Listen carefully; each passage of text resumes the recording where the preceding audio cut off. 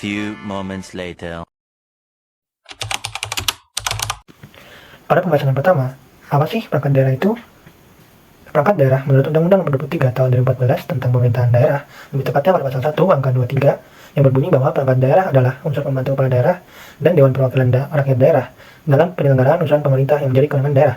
Kepala daerah dan DPRD dalam menyelenggarakan urusan pemerintahannya dibantu oleh perangkat daerah yang diisi oleh pegawai negeri sipil atau pegawai aparatur sipil negara. Tentuan lebih lanjut mengenai perangkat daerah diatur dengan peraturan pemerintah yang paling sedikit mengatur tentang kedudukan, susunan organisasi, tugas dan fungsi tenaga kerja, eselon, lembaga kerja, nomenklatur, unit kerja, serta pemindahan dan pengendalian. Selain itu, perangkat daerah adalah organisasi atau lembaga pemerintahan daerah yang bertanggung jawab kepada kepala daerah dalam rangka penyelenggaraan pemerintahan di daerah. Misalnya pada daerah provinsi, perangkat daerah terdiri atas sekretariat daerah, dinas daerah, dan lembaga teknis daerah. Sementara itu pada daerah, kabupaten atau kota, perangkat daerah terdiri atas sekretariat daerah, dinas daerah, lembaga teknis daerah, kecamatan, dan kelurahan. Perangkat daerah ini dibentuk oleh masing-masing daerah berdasarkan pertimbangan karakteristik, potensi, dan juga kebutuhan daerah. Perangkat daerah provinsi tersendiri merupakan unsur pendampingan gubernur atau DPRD provinsi dalam menjalankan fungsi atau wewenang pemerintahan yang ada di daerah provinsi. Perangkat daerah provinsi terdiri atas sekretariat daerah, sekretariat DPRD, inspektorat, dinas, atau badan. Pertama saya akan membahas mengenai sekretariat daerah.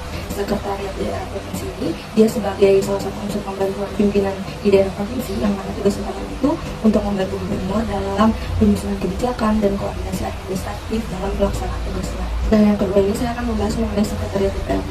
Secara teknis dan operasional sebenarnya sekretariat DPRD ini bertanggung jawab pada pimpinan DPRD provinsi.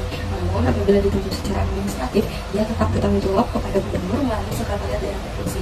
Nah, salah satu tugas sekretariat DPRD provinsi sendiri adalah salah satunya menyediakan dan mengkoordinasikan tenaga ahli yang dibutuhkan oleh pihak DPRD dalam menjalankan hak atau fungsi kewenangannya sesuai dengan kebutuhan daerah. Yang ketiga ini ada inspektorat. Inspektorat ini sebagai unsur pengawasan yang dibutuhkan dalam menjalankan pemerintahan. Dia dipimpin oleh inspektur, namun sama seperti sekretariat DPRD tetap bertanggung jawab kepada gubernur melalui sekretariat daerah provinsi. Tugasnya salah satunya adalah membantu gubernur dalam membina dan mengawasi pelaksanaan tugas pemerintahan. Terakhir dan perangkat daerah provinsi itu ada dinas dan badan daerah provinsi yang mana dia sebagai pelaksana dari urusan pemerintahan daerah yang menjadi kewenangannya bertanggung jawab kepada gubernur melalui sekretariat daerah provinsi. Tugasnya itu membantu gubernur dalam melaksanakan tugas pemerintahan daerah yang sudah menjadi kewenangannya dan juga melaksanakan tugas pembantuan yang sudah ditugaskan kepada pemerintahan daerah provinsi. Nah, sesuai dengan peraturan pemerintah nomor 18 tahun 2016, perangkat daerah di kabupaten kota terbagi menjadi 6. Yang pertama ada sekretariat daerah, di mana sekretariat daerah ini dipimpin oleh seseorang sekretaris daerah yang bertugas untuk bertanggung jawab langsung kepada bupati atau wali kota untuk membantu kebijakan-kebijakan yang akan dilakukan oleh pemerintah daerah serta pengadministrasiannya. Seperti hal-hal administratif juga menjadi tugasnya. Lalu yang kedua ada sekretariat DPRD, di mana dipimpin oleh seorang sekretaris DPRD yang bertugas untuk mengawasi terlaksananya program urusan pemerintahan yang menjadi kewenangan pemerintah daerah serta tugas pembantuannya, di mana sekretariat DPRD ini bertanggung jawab oleh bupati atau wali kota melalui sekretariat daerah. Lalu yang ketiga ada inspektorat, di mana inspektorat ini merupakan bagian dari pengawas sebagai penyelenggaraan pengawasan pemerintah daerah, di mana seorang inspektur dipimpin oleh seorang inspektur dan bertugas untuk membantu bupati atau wali kota untuk melaksanakan urusan daerahnya. Lalu yang keempat ada dinas, di mana dinas daerah kabupaten kota merupakan unsur pelaksana urusan pemerintahan yang menjadi kewenangan daerah, dipimpin oleh kepala dinas daerah, di mana kepala dinas daerah kabupaten kota ini mereka akan bertanggung jawab kepada bupati atau wali kota melalui sekretariat daerah juga. Dinas daerah membantu bupati atau wali kota untuk urusan pemerintahan yang menjadi kewenangan daerah dan tugas pembantuan yang diberikan oleh kabupaten atau kota tersebut. Lalu yang kelima ada badan, di mana badan daerah kabupaten kota ini dipimpin oleh kepala daerah kabupaten kota yang bertanggung jawab langsung kepada bupati wali kota melalui sekretariat daerah, di mana mereka bertugas untuk membantu bupati atau wali kota untuk melaksanakan fungsi penunjang urusan pemerintahan yang menjadi kewenangan daerah. Lalu yang terakhir ada kecamatan. Nah, kecamatan ini yang dibentuk untuk meningkatkan koordinasi penyelenggaraan pemerintahan, pelayanan publik, dan pemberdayaan masyarakat desa atau kelurahan. Dipimpin oleh seorang camat, mereka bertanggung jawab kepada bupati wali kota atas daerah kecamatannya. peran dan fungsi dari Dinas dan Badan Provinsi Jawa Tengah terhadap penanganan kasus stunting di Jawa Tengah. Yang pertama yaitu dari Dharma Wanita Persatuan Provinsi Jawa Tengah atau DWP Jateng. DWP Jateng memberikan perhatian khusus terhadap penanganan stunting. Mereka memperkaya edukasi dan melakukan sosialisasi ke instansi serta berniat untuk melakukan peluasan ke lingkungan rupa. DWP Jateng mengundang narasumber yang cukup kompeten dan berperan aktif dalam pencegahan stunting. DWP Jateng juga bekerja sama dengan Dinas Pemberdayaan Perempuan, Perlindungan Anak, Pengendalian Penduduk, dan Keluarga Berencana untuk melaksanakan program dan maksimalkan peran dari Dharma Wanita dalam mengatasi kasus stunting.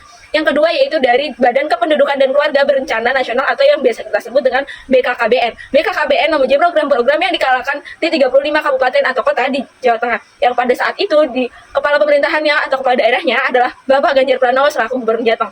Gubernur Jateng yaitu Ganjar Pranowo menggalakkan berbagai program termasuk pencegahan stunting. Salah satunya yaitu program Jo Kawin Bocah, yang dimana hal ini berhasil menekankan pernikahan dini di Jateng. Selain itu terdapat program Jateng Gayeng Nginceng Mameteng yang juga membantu mengurangi angka kematian pada ibu dan angka kematian pada balita. Lalu yang ketiga ada Tim Percepatan Penurunan Stunting atau TPPS. Pemkab Jateng dan BKKBN membentuk Tim Percepatan Penurunan Stunting yang tersebar di 35 kabupaten atau kota, 576 kecamatan, dan 8.562 desa atau kelurahan. Tim ini bertugas mengimplementasikan program-program pencegahan stunting. Yang keempat, Dinas Kesehatan dan Dinas Perempuan. Dinas Kesehatan memimpin percepatan stunting di bidang penyebab spesifik seperti pemenuhan gizi. Dinas Perempuan berperan dalam konseling dan pendekatan gender terkait stunting. Lalu yang terakhir ada Dinas Pemberdayaan Perempuan, Perlindungan Anak, Pengendalian Penduduk, dan Keluarga Berencana. Dinas ini bekerja sama dengan DWP Jateng dan UNICEF untuk melaksanakan program pencegahan stunting. Konsep penanganan stunting ada 3. Yang pertama penanganan stunting akut. Yang kedua penanganan stunting kronis. Yang ketiga pemulihan dan rehabilitas. Implementasi konsep-konsep tersebut di Jawa Tengah untuk menghadapi stunting, yaitu pemerintah daerah Jawa Tengah sudah memberikan implementasi yang pertama pemberian makanan tambahan kepada ibu hamil dan balita karena memenuhi kebutuhan gizi untuk ibu hamil dan balita yang berisiko stunting itu sangat perlu. Lalu ada pembangunan sanitasi yang layak karena sanitasi yang layak itu merupakan salah satu faktor penting untuk mencegah stunting. Lalu ada contoh berikutnya itu pemberian air minum yang bersih karena air minum juga merupakan salah satu faktor penting yang merupakan kebutuhan dasar untuk kesehatan manusia termasuk untuk mencegah stunting. Dalam hal ini, pemerintah Provinsi Jawa Tengah dalam mengimplementasikan pencegahan stunting berkoordinasi antar lintas sektor dengan menggunakan perubahan perilaku, di mana dalam pelaksanaan penurunan stunting di Provinsi Jawa Tengah ini diatur berdasarkan Peraturan Presiden Nomor 72 Tahun 2021 dengan memandatkan Gubernur agar menetapkan Tim Pencegahan Penurunan Stunting atau TPPS, di mana terdapat pada tingkat provinsi yang terdiri atas perangkat daerah dan pemangku kepentingan termasuk Tim Penggerak Pemberdayaan Kesehatan Keluarga atau TPPKK. Susunan keanggotaan tim pengurusan stunting tingkat provinsi disesuaikan dengan kebutuhan pemerintah provinsi. TPPS tingkat provinsi bertugas untuk berkoordinasi, bersinergi, dan melakukan evaluasi penyelenggaraan penurunan stunting secara efektif dan terintegrasi dengan melibatkan lintas sektor di tingkat provinsi. Pemerintah telah menunjukkan komitmen yang tinggi dalam upaya percepatan penurunan stunting dengan diterbitkannya Peraturan Presiden Nomor 72 Tahun 2021. Pemerintah Provinsi Jawa Tengah juga telah menunjukkan komitmen yang sama dengan adanya Keputusan Gubernur Jawa Tengah Nomor 440/15 Tahun 2022. Dalam upaya mencapai target angka tersebut, Tim Percepatan Penurunan Stunting Provinsi Jawa Tengah telah melakukan langkah-langkah dengan menyusun strategi dan inovasi melalui kerjasama dengan semua pihak. Upaya percepatan penurunan stunting di Jawa Tengah ini menjadi wujud dari aksi nyata pemerintah Jawa Tengah dalam mewujudkan pencapaian target tersebut guna mempersiapkan generasi masa depan Jawa Tengah yang bebas stunting.